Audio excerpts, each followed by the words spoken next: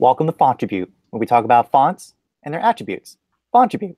It's me again, Thomas. I'm with Erin and another guest joining us, Jake. Thanks for joining us today. No problem. Thanks for having me. Awesome. Erin, what are we talking about today? Well, Jake was so kind to rush and get going with us with his font called Goiters. How gross. I love the name. Thank you. No Thank you problem. for coming to our rescue and bringing us this very unique, very cool, wide, thick, almost unicase, but very small ascender, descender typeface Goiters. It's a work in progress. And we're going to look at like the basic character set, but I believe you also had a bunch of like alternate characters. You kind of went Tuscan, you went like kind of crazy. So this, I imagine this is a big project. Do you want to tell us about it real quick? Yeah. So first of all, Goiters, the name, it's a work in progress font. So the name is also work in progress, and it just has kind of stuck, and I think it's hilarious. So, yeah, that may or may not change in the future. So, but the letters originally were created for all of the Type Jam marketing materials that we created back for the event in September. Nice. Do you want to tell us what Type Jam is, for those who don't know? Sure. Type Jam is a hackathon for fonts where a bunch of people get together, and just like any other hackathon or game jam, you get a chance to create, in this case, a font or a limited character set inside of font software in a period of like 48 hours.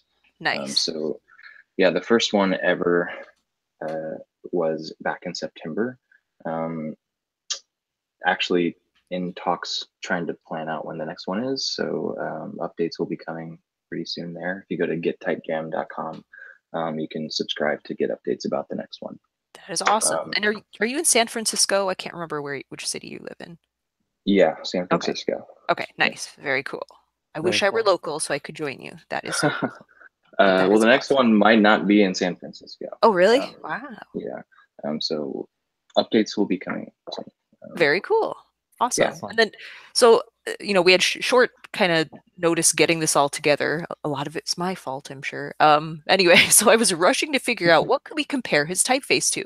I know this isn't the very closest match I could have made. I think there's some that are a little closer, but in my my tiny font collection that I have, I bought this from Latino Type, this Mexican earthquake relief font bundle that had like 5,000 fonts in it. I don't know if anyone saw that.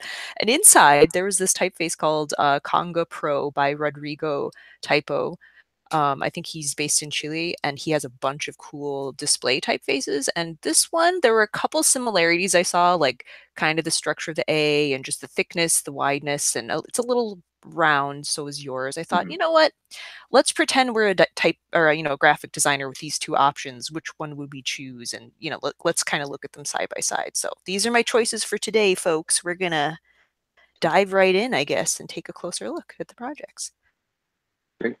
Yeah, so let's get started. Cool. Thomas, you start, please. I'll jump in. Yeah, so there's a couple of things you can pretty clearly see differences between the two. One is the terminals, right? Notice both are. I appreciate, Erin, your selection of this, because this is much more dramatic, the curve profile, right? Versus this much more shallower approach in Goiters. God, I name. I think it's gonna be a fun one to say all day today. So that was the first thing that I definitely caught my attention. It's just the approach of the terminals across the two designs. Also, we can see how the joint is handled. The approaches are very different between the two. One is obviously just the negative space shape. This is a more abrupt movement, right, versus a smooth transition inside there. But even the nature of how weight's handled, there's a much more, I don't want to call it broad dip, but definitely a strong sense, like there's not that reduction of weight over here that we see is happening in Konga Pro over here. So I can imagine immediately the color of the type in settings is going to be very different between the two, just for that reason. Let alone this kind of ink trap decision, right, versus this one, or just kind of how this top terminal is handled. You notice this kind of nicking in and ink trap effect versus Goiters' approach. And I thought actually really cool about it, just something I just saw right now, is if I look at this, right, notice where the indentation is, or like the slanting is happening. Instead of eating into your stroke like over here, right, it's actually it's not eating to the main stem itself. So I think it's going to have an effect on color already, just for that reason alone. So those are my points so far. I don't want to take over everything. No, yeah, I love it. We'll see that there's a lot more throughout his design.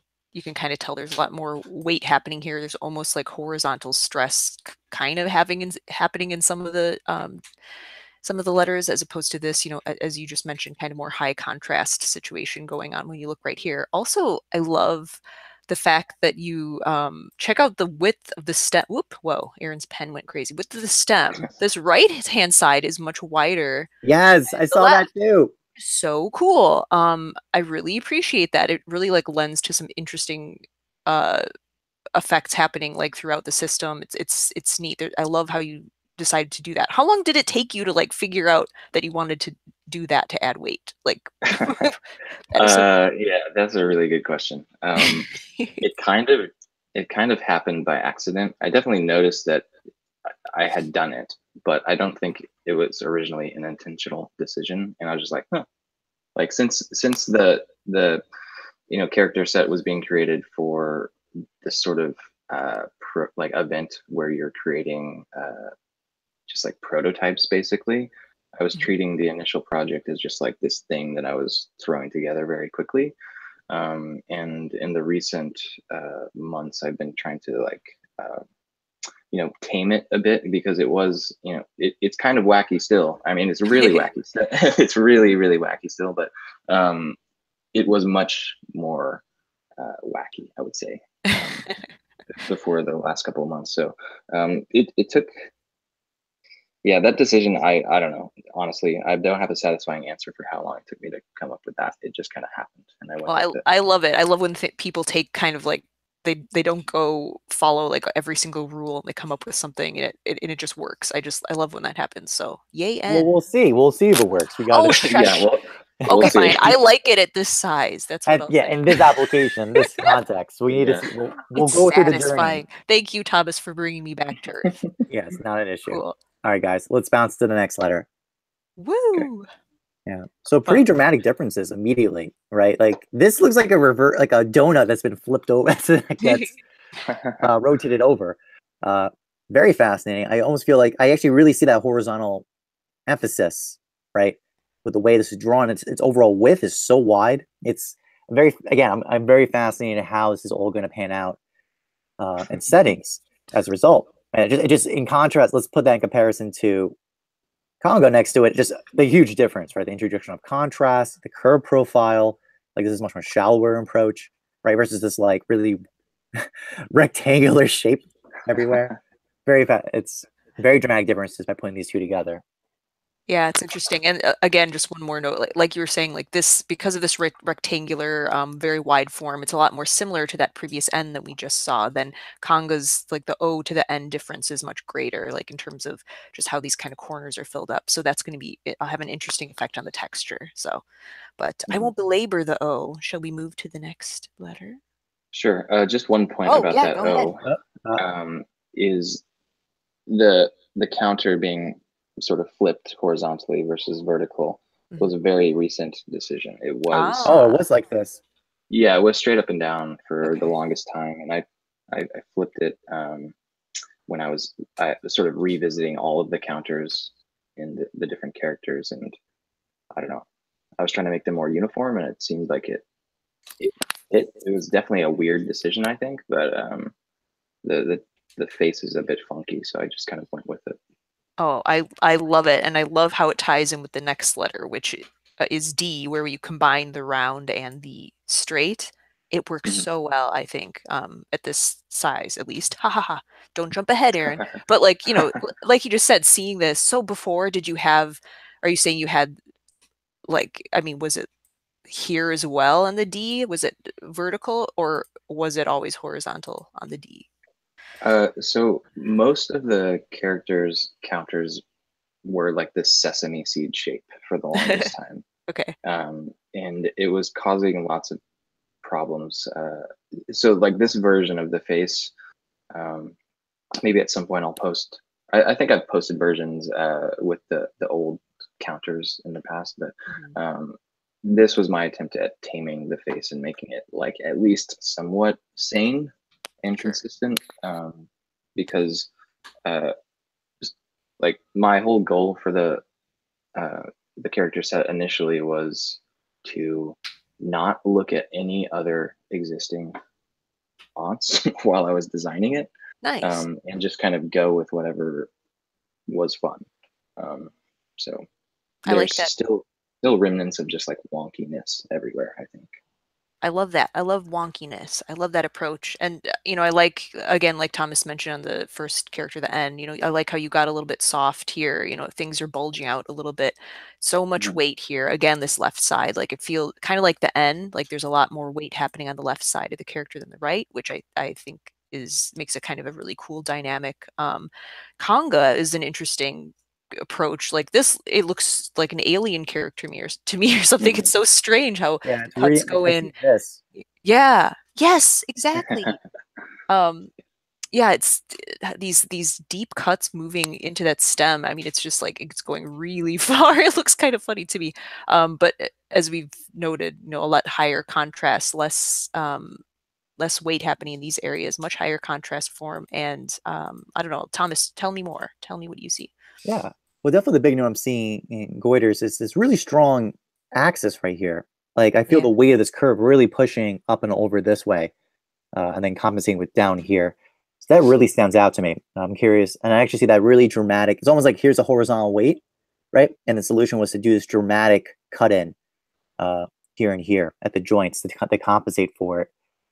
Seeing the D next to, compared to the O, again, I actually think it was the right decision to have the counter just kind of horizontal position instead of vertical. But again, we'll verify that later on in the investigation. But yeah, again, it's super wild. So we'll see how this is going to proceed going forward. Again, also take note that notice the same solution in the N, right? Yeah. Where the joints cutting doesn't really cut into it's not cutting into the main stroke, right? It's outside the main stroke. So that's an approach. We'll see how this works out as we move forward. Yeah, Konga, it's kind of like a butter knife on the right side. It's kind of crazy. Yeah, that terminal treatment. That's very true. Yeah, again, the whole treatment style is much more variant. Like this is a very different radius setup than this guy down here, for example. Yeah, I see in yours you're trying to be more consistent with your radius of curves. Yeah, wow. Crazy differences in those characters. Wild. All right. Shall we move on? Cool. Yeah. Okay. Yeah. Interesting. Ooh, Thomas, go ahead. Yeah, I'll jump in. So there's a couple of general observations we can see. One is while I basically both have the construction of like a horizontal stroke, then down, right? Both of them have that. Konga basically seems to have a more like construction, I would say more like this, while Goiters is a little more like that. You know, it's basically this kind of notice how these approaches are different. Right. So that's one thing I saw immediately from there. What is interesting is this decision that had this ink trap effect right here. In Goiters, yet we've seen the ink trap is absent in Konga. So it's a little. You're right. That is so weird. Things have inverted. It's like the rule has inverted for both members in different ways. Yeah. So that's a very interesting phenomenon or observation I'm seeing right there. And just this really strong like toucan, what is that? Toucan, what food is that? Fruit Loops? Yeah. Fruit Loops, yeah. I'm getting a very Fruit Loops space feeling on that one. And a real professional on my part. While Goiters is still maintaining that curve radius. But what is kind of cool is like this terminal feels almost like a what the hell is that called? Basically it's like the thing where they play music. Those gramophones or something? Yeah, gramophones, yeah. What? Yeah, gramophone. Yeah, okay. Got it. But yeah, it's interesting that there is like a little bit of a point here. You know, you did introduce like it's you know the tiniest bit of pointiness, which doesn't occur too many other places in the typeface. You know, I'm glad you mentioned this because like that is. I wonder, have you tried a version of this without that's, flat piece, I know that comes into play in the next slide Yeah. we look at, but It's an interesting observation because as this is a sort of work in progress, I believe my plan was to add that little notch to anywhere where that pattern was reoccurring, or something that I was playing with. So yeah, it may or may not exist in all of the characters that sort of have this join. Yeah. It's so interesting because it creates that really interesting tension right there. I mean, I'm not saying it's necessarily like this is bad or this looks wrong or something. It's just like something, oh, I wonder if, since it's work in progress, if there's more exploration to be done. I just, for a very short moment, I was thinking, oh, I wonder if he did like with the N where the notch happened in a slightly, or where the join happened in a slightly different place, but I don't know, that would be too thin over here if you ate into that direction. So I'm retracting that comment. No, but, he would go the other way. If anything, it would have to happen like over here, even further down. But that would be so weird. Yeah, that's a hard character to make. It's going to be interesting too. The next slide, you'll see how it relates to the G and why this is also related. But I don't know if there's anything else I want to say about Konga other than it is so interesting, like this very exaggerated, like the proportions of the character, just the bowl being so tiny and so far inside seems so bizarre. I mean, not necessarily bad, but just it's so different. Even though the D was constructed in that strange way, it didn't feel quite so eaten by the character. By the way, is this a Korean symbol, by the way? It looks Korean, yeah. It looks Korean or Cyrillic. Yeah. There's a Cyrillic form that is like this, I recall. Oh yeah, Cyrillic too. Shoot, I gotta get to some book learning in. I don't know, should we jump to the G so everyone can see what I'm babbling let's jump about? in. Flipperoo! Is that literally the A? Whoops! Is literally the A flipped, or what is it? What do you think? I don't know because you're. Hold on, let's check. Let's Wait. look. It might be. I think it is. So actually, at a TypeThursday event here in San Francisco, I showed an early version of this, like right after Type Jam happened, I believe. And one of the questions was, is there something you want to tell us about the G or the lowercase g? And the answer was yes, it's a lowercase a flipped upside down. So I think I have modified it ever so slightly, but it's essentially, it started out as literally just flipping the A upside down. Yeah.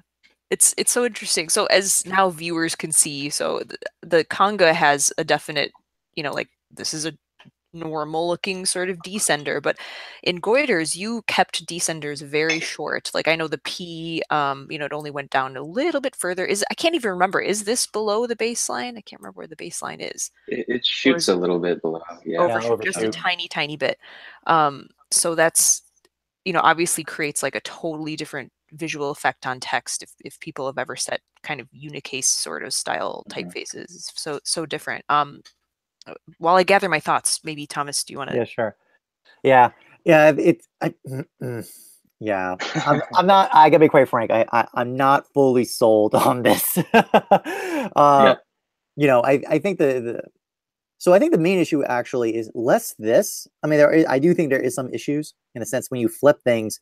There's a curve profile effect that happens. That's not exactly it doesn't work always 100% right. Like if anything, how best to describe this? Basically, there's something like amiss in this bottom section by doing the flip. That was the first note. But actually, as an overall form, I don't mind it. The main issue is really this guy. I feel like the curve, something's up with the curve momentum, or maybe even more appropriate is like this joint up here. It's something about it. Like again, if I look at your N as an example, you follow this more calligraphic, abstracted mode like this, right? So this really deep cut action in this way, with the ink trap feeling. That's why I'm not exactly sold yet. I think there's a better solution for this whole area. I think it might just be too deep or something. Like if it just went up a tiny bit, I think it could work. I don't know. That's my thought. I mean, I like that it's so unique. You don't see that very often, and it's almost, I don't know, it's almost you know what? Let's see it in text. How I know about that? the ultimate test is in the text. I would agree, but yes, there's things that I'm suspicious about it already before we even start. Just also because the contrast too, you know, because there's been this really strong horizontalness in all the other letters that's absent, you know, in these approaches. So that's part of the reason why also I'm a little skeptical at this point. So just to speak a little to Konga while we're here, like, you know, also again, so that ink trap came back. This is probably the highest contrast section we've seen so far in the letters.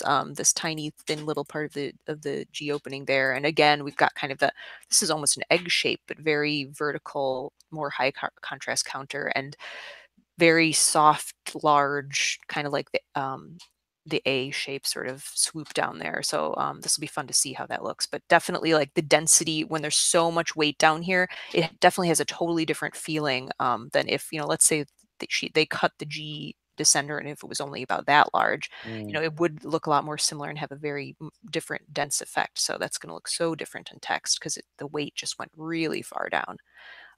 So anyway, thank you, Konga. I don't know. Should we move to the next letter, or what do you guys feel? We could bounce. Cool. We can bounce. Fun. Fun. S is so challenging for something like this in a wide, thick, crazy, you know, how do you manage the weight? And remarkably, they look almost kind of similar with, I mean, in a small way with the curves, but obviously you kind of have that straight, thin segment right here, which is very cool, allowing you to make so much extra weight happening in these corners to kind of follow along with your theme happening in the other letters. I think that was brought, you know, that worked really well. Konga's kind of the opposite in that most of the weight is happening in that middle section of the spine of the S, which I'm not sure how that, I don't know, to me does it relate to the other letters? I don't know. Thomas, what do you think about those decisions? I mean, quite frankly, there's a dilemma, right? In Konga, there was like, okay, we know the rule that the spine is the most heaviest area, but then how do you make this work with everything else, right? Goiters just made the call like horizontal energy, let's go for it, and let's make this S really horizontal in its spine action, right over here. So, yeah, I would agree. I think Goiters just resolved it better, right, in this context. Konga unfortunately had the problem of like not fully committing to what it needs to do to work in its system. So there's some tensions I see already that I think in text will verify as well. Yeah, I would agree. Like just the entire overall shape, I feel, feels kind of indecisive. Like they couldn't quite decide what direction they wanted to. Like I'm not as into that shape, but I really like. I'll just use decisiveness of your S, and I like how it's almost, you know, this top is just as strong, or even a little bit feeling stronger than the bottom half, you know, like how far it reaches and how far up these points go. Like I really appreciate that. I think that looks cool. Can't wait to see it in use. Anything else you wanted to add for this? I just will mention that I hate making S's so much. And I am very happy with this S. It's like one of my favorite characters in the entire set. Yeah, it's cool. Yeah, I gotta agree. I think it's this really decisive counter shape decision, right? Really, that was one thing that I was trying to bring through. You know, the entire character set. That was one of the things when I looked back to try to make the set more consistent. That was one of the things that I saw. Excellent. Cool. All right, let's bounce over.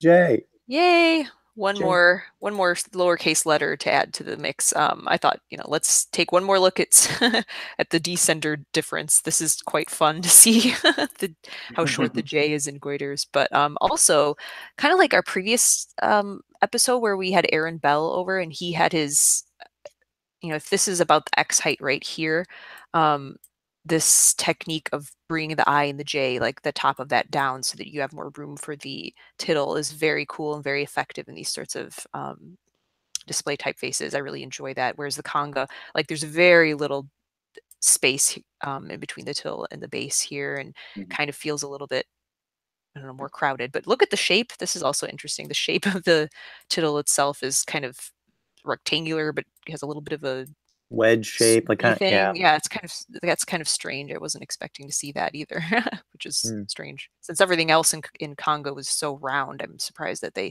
chose this flat sort of shape, but anyway, we'll look at that later. What would you like to Go ahead. Basically. Well, one thing that caught my attention, I'd love to hear Jake's meditations on, is how this terminal was handled. Do you notice that, basically there's been arching. I've been seeing this consistent arching across the whole design, with this being the exception of it. Wait, what do you mean? Huh? That's not arched. Oh, I see. Oh. Yeah, okay, it didn't bow up. Yeah, I see. Yeah. Yeah. So I was imagining that the letter itself would be kind of bulging, and not that like each stroke would be bulging on the ends. Does that make sense? So like left and right and top and bottom. If you look at, I don't know, a character that we've looked at so far, maybe the N would be a good example to pull up. Like the top is bulging out, the left and right sides are bulging, and the bottom is bulging. And this, since like the top of this J here, it's not at the top of the character. Yeah, I just thought it'd be a bit odd to make it bulging. Like if you've ever used Illustrator, right? Like use the bulge effect. That's kind of, I didn't do that, but that's sort of a similar like a comparison that you could make, I guess. Like I'm digging it because it like makes digging it. What's wrong with me? Like the kind of contrast and clarity it creates versus this in Konga, where it's like super close together. Like I know you did have a much more subtle bowing going up, but like I like how you were describing that, where it's not the end of the letter. It's kind of like if you're gonna make this J and make it go below the X height anyway, it's like you're cutting it off or chopping it off or something, and it like brings your eye, like brings more attention to it. I'm kind of digging it. Thomas, are you kind of not digging it? Is that it? I'm not sure. I just noticed a difference. It was similar to the ink trap solution being added in. That's what I'm seeing when new ingredients or new decisions are being added into the design. Yeah, it may work or may not. We'll have to see how it works. Yeah. Oh, one more thing. That one was. I was just gonna say that one was actually an intentional decision versus the ink trap is just like something I think that is a little bit half-baked at this point. Sure. Sorry, one more thing I forgot. It might be worth mentioning just for people who are new or didn't notice this. It'll be interesting to see kind of how this difference in spacing is going to affect the text. Like this is going to be quite cool to see this negative space. If we can get a J in the middle of a word, I sure hope we do, but we'll find out. Check it out. Cool. So should we look at the whole system? Yep. Starting to bring it all together. Woo! Ha that does kind of like, I mean, it does draw my eye to it. It's like not sold. Do you say, is this the feature of the font? Is this crazy G, or do you want it to like blend in better? I think it is sticking out quite a bit. And actually, in context, I'll say one more thing. The S maybe looks too wide compared to some of the characters, perhaps. I don't know. Is that, maybe I'm going insane? Well, I mean, the width, I can see the width issue. There's also there is color issues I'm seeing. Like that T, next to that T, that S is, it looks lighter for some reason, even though it's wider. High contrast, you mean? Yeah. Something. Maybe. Or maybe just the thicks have to be thicker. Who knows? Or maybe and also maybe the O is just like a tiny touch too heavy or something. I'm not sure. But I love what you're doing. So this kind of like the T gives people a little hint to some of those other variations you did of the typeface. They'll have to check out. They seem a little more in tune with the T, which is a little bit more curvy and has a little bit more of the wave and curvy stuff happening, which is quite cool. But as a system, like it feels very, overall it does feel dense and kind of, I like how the weight is distributed for the most part. I think, what do you feel about Konga first impressions? Konga. It's definitely got color issues. I mean, immediately look at that F and O, right? That kind of really, like, far away. The crossbar of the something. F? Yeah, okay. Just the overall color effect. It's significantly heavier. It seems like the O just is higher in contrast. Even that curve profile decision. This is a very different feeling than this. Yeah. So the O sticks out a lot. I have a lot of tension points about that. Sure. And then decisions like this, it just seems like a lot of stuff's been slammed in. Right, and then like considering all the ink traps are handled, then that ink trap. Not an A. Yeah, it's weird. I don't get it. I feel like it's less offensive in the Goiters' case, that discussion point. Sure. But I do think the issue does stand on the note of width too. By the way, I do feel like some cases the width is a little question. Like for example, notice how wide this O feels, but then next to the B is like itty bitty. Like it can't stand up to next to the M next to it. I like that. This is one of those cases where I actually like the really vast differences in the rhythm. Like I don't know, for maybe just I don't know. I'm kind of digging it. Except maybe you're right. The thing I noticed in the S was the contrast, not necessarily the width. I want to stand by the width decisions. I mean, I love how wide the M is. Look compared to the H. Love it. I think it's cool. But anyway, it's display typeface. But I see what you're saying, Thomas. And then what else would I want to say? Yeah, I think the choices you made just overall seem more consistent than some of these things in the Konga. Like there's, a lot of those soft things like we were talking about, but some of those cuts are like way deeper and more prominent than others. Like why is there not a cut in, well, I don't know. Yeah. Okay. I'll stop pooping on it. Maybe we should, is there anything you want to say looking at these or I don't know. Yeah, I was just curious, like the G, yeah, definitely. I agree with you guys about the G in Goiters being kind of odd, and it's honestly been one of those characters that I'm struggling with. I'm just curious what your guys' thoughts were in terms of like if you had like suggestions on that or like things that you would try. Sure. I wish I should have crammed one of the other descenders in this view because I think it's helpful to see how much further down some of the other ones get because I think P and Q, they do get down well, not quite that far, but a little bit further than the G. I think if you were allowed it to get a little deeper, you'd have more room just to like work with it and you could make this top section like a little bigger and you'd be able to push everything down a little bit. And I think that would just allow you more options. That's something I would suggest just to begin with. But Thomas, what do you think? That's more or less my advisement as well. I think definitely it's just getting more real estate work might help you out. And I think the biggest, I think that's probably the first solution. And I think generally, I don't mind this part. I think it's really the question is really this guy. Yeah, it's just that quadrant. Like I think the cut on the top, like we were saying, I think it might be too deep. Is like maybe even if you just bring that notch up a little bit, it'll automatically register better as a G, I think. But the curve profile, you might want to readjust some of those curves, like Thomas was saying. Some of it might be a little bit too much weight in one particular section. It needs to be flipped. But I think your D might be a good, like your D or B might be a good reference point. Because you have this solution to see this really radical cut here, and then this kind of strong horizontal, like vertical curve transition. Those might be your recipes of how to figure it out once you get yourself some more space. Cool. Awesome. Love it.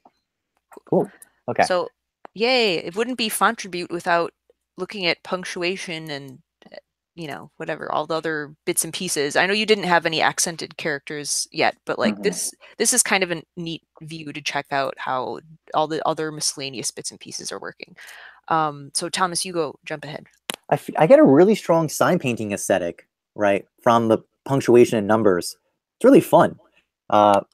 Actually, it's a very interesting. It's a very different feeling than the letters, like the actual the lowercase letters we mainly investigated at this point. Was that intentional? Was that something you were aware of, Jake?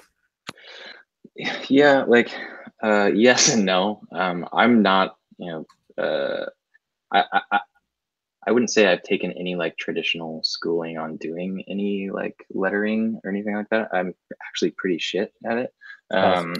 But yeah, it was a bit intentional, but also uninformed in terms of like how that like if you were to actually paint these letters, what they would look like. So it's again kind of the approach was reckless abandon and arrive at something that I thought was interesting. And since it was a display face for something that was a bit out there anyway, I wasn't being super critical about what I was doing. So I'm curious to hear what you guys think about it and like what makes it feel sign paintery. Sure, I can answer some of those questions first. So the first thing was just kind of your approach of your comma and quotation marks. Like this structure it's super plucky and it has a certain like I've seen this on sign like I feel like I would imagine this on sign painting. This 3 specifically the solution, which you had in other forms, but I've seen this definitely approach taken before, and just the overall approach, specifically this exclamation part. There's something about it that just really gives me a grammar that feels sign paintery. But the 8 is very different though. This 8 actually feels a lot more robotic or just like engineered in some way. It's hard to describe in a really concrete way. I think it's just kind of how the curves are handled, right? Yep. So those were probably my first notes, I would say, on just to answer that question about what made me say sign painter in the first place. Aaron, I don't know if that makes sense to you. To me, the only thing that really looks sign painterly to me is the way that the question mark was constructed with it. Like it looks like 2 brush marks put together. That's the only place where I personally see it. I don't know, but because I do actually think that these numbers, I think these are the weak point of the design. Like I mean, I think it probably just looks like you didn't spend as much time on it, which is probably true, and you just need to keep working on it because, as Thomas said, you know, like this does look, you know, the types of curves you have elsewhere. This is, you know, much more boxy. I mean, it's hard to make a number fit into this sort of form, especially something like the 8 and the 3. Like that is really tricky. I think 3 is the most successful. I included these because I do really like kind of what's happening in Konga's numerals. I feel like yours, like this 4 feels too stiff and upright. Like I think it would benefit from some sort of angularity in, you know, like you have going on elsewhere. I think that would help. 7 also maybe feels like a little too narrow or something, and maybe too sharp down here. But I wanted to also, I like putting them next to the exclamation and question mark because in both typefaces, these are just really small. Yeah. I find it like really strange. I think that's an opportunity. I mean, you don't always have to have things be the expected width, but I think, you know, it could be you know, short and whatever, but in that case it would need to be, I mean, narrow. You might want to make it even more dense or something. I think there's an opportunity there to beef that up a little bit. Like even if you just made it just a smidge like thicker or something, it wouldn't have to be overly wide if you didn't want it to be. But I think that might help. And again, yeah, I guess I didn't really draw. Hopefully you can understand what I was attempting to articulate with, especially the 4 being so rigid feeling comparison. Yeah. I also think I like how you kind of blended these together, you know, made them touch, and that feels really cool to me. I think that makes a lot of sense.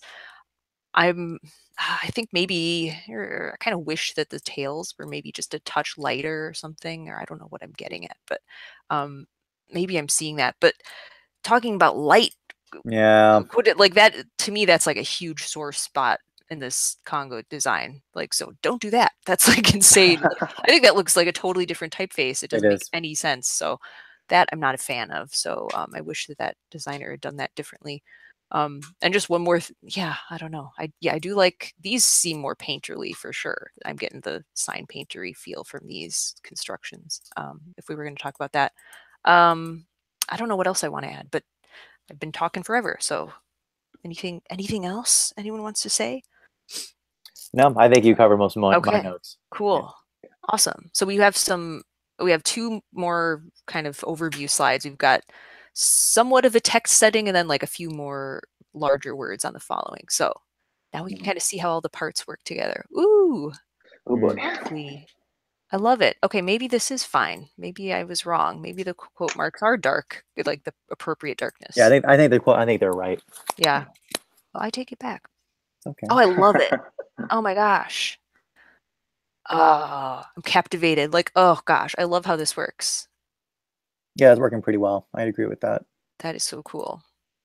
And so just, okay, I should back up. So for people watching, you can automatically see now just like how big of a texture difference having descenders that are long, how much of a difference that makes. Like this is so much, Goiters is just so much more compact, and I love the interplay of positive and negative space.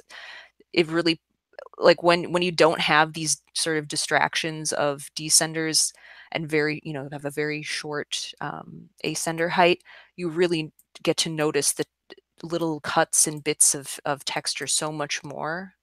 It's such a cool effect. I really love it. I love how everything's fitting together. For me, Konga, looking at it from a distance, it seems a lot like there's not a lot of consistency and weight and where things are happening. There's like, some, I see darker spots. The caps look a lot darker, like the weight distribution, I don't think is as even. Which I don't like quite as much. That's my overall impression. Go ahead and talk about it, Tommy. Yeah. Well, like I said, I think some really strong parts is that I think this O was the right move. I think it really stands out and it makes it very unique and very powerful, and it gives it a lot of chutzpah to itself. It's great. I think that's really great. I think the spacing in color, especially in relative comparison to Konga, is much more even in Goiters. I do think there is some. I know when I do look at this, I do feel like the decisions of like the A, the G, or UG. Top might. Oh, might, yeah. yeah, they really stand out as an important. I think also the whole P. I think the P descender is much more sound because if you look at Zippy, that Y feels like it's like bouncing up next to it. I'm not fully sold on it. Yeah. Yeah, and I think the similar note is that like the S, the Z also has. I feel like some color, like it has color issues a little bit. This decision, like I'm actually like an S too. Well, they do look different. Like, are you saying like that they're both need help, or is one better than the other in your opinion? That's tough to say. I mean, it's hard. It's like because I see how thin the E gets, and that's kind of similar to the S. But then again, the Z is like thicker. If we're saying the S is too thin, it's like weird. It's hard to say. Something's going on. I'm not fully. I'm not so with either. And let's put it that way. I think something needs to be resolved in there. I'm not sure what it is. Something. Okay. Well, that's not very helpful. I know. No, I'm just I think if I look at fouls, right, I think definitely that it's the horizontalness of the S that's in question in there, right? So that point, I think that part still holds. Like you can keep the thin as it is. I think it's just the thicks need to get thicker to hold up. What? Wait, how would you do that? I don't know, man. You gotta figure it out. You gotta test it out. I don't know, man. Bump up the X height, I guess.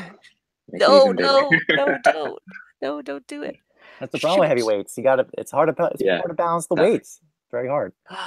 I would, if you're gonna move anything, move it. I mean, just like do it by like 2 increment, 2 points. Like, don't move it a lot. I don't want you to lose it. Don't lose the S.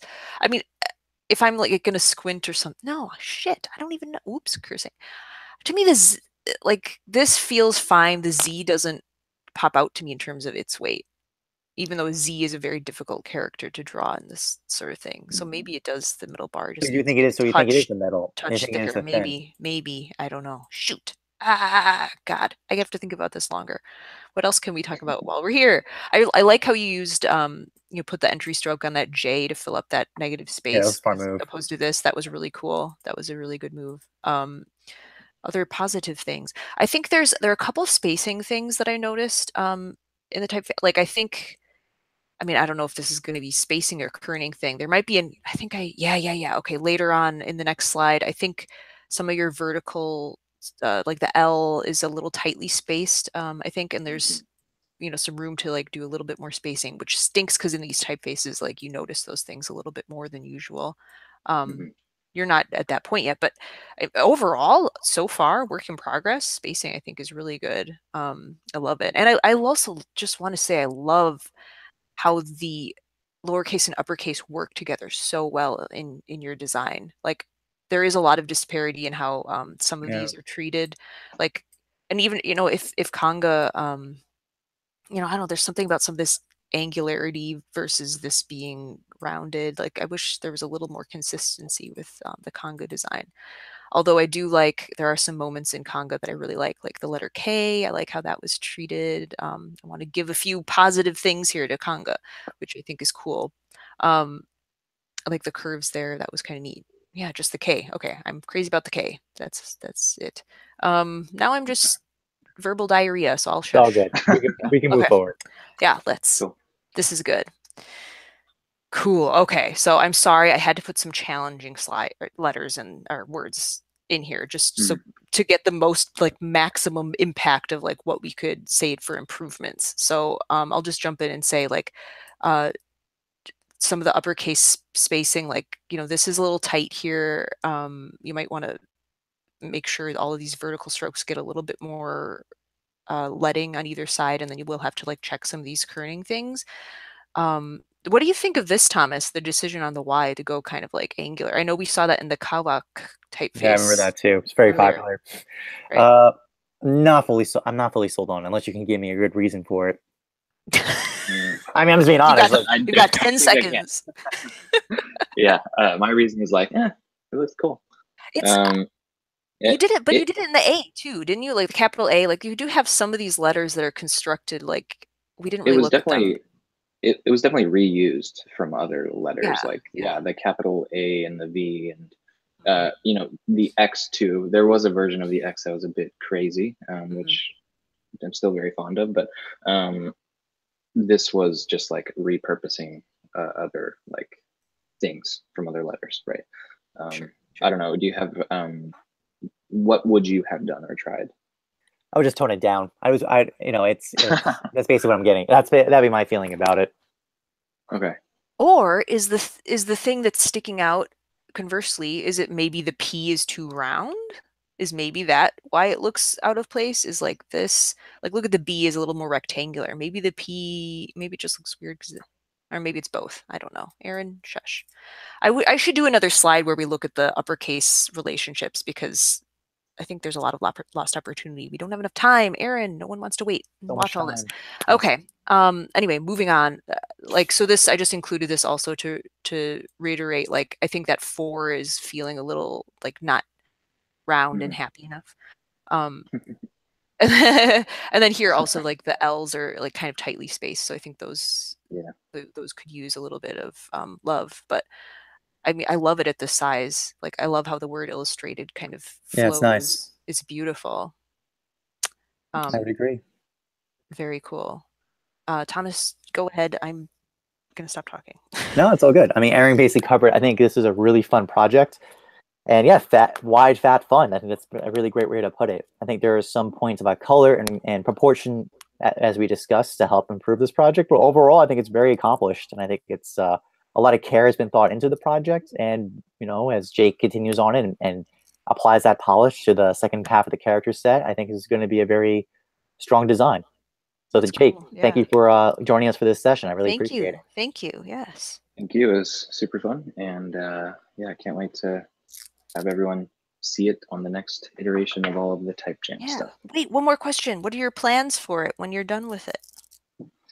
For this, I have no idea. Okay, well then that's fine. It will be released at some point somewhere. Good. But it will definitely be on things like the Type Jam materials. But at some point, you'll be able to use it, hopefully soon. Super. We'll keep an eye on that. Thank you so much for bringing it. Thank you, Jake. No problem. Thanks for having us. Very cool. Everyone, thank you for joining us this week. Don't forget, if you're working on an in-progress typeface, email us and we'll get you in a session for Fontribute. We have 3 people, I believe, set up ready to go next 3 weeks. So that's exciting. We got ourselves ahead of schedule. But we'll get you in, schedule you in, and I'd love to have you join us for an exploration about fonts and their attributes. Fontribute. Everyone, have a great week and talk to you all next time. Bye. Hi, Mom.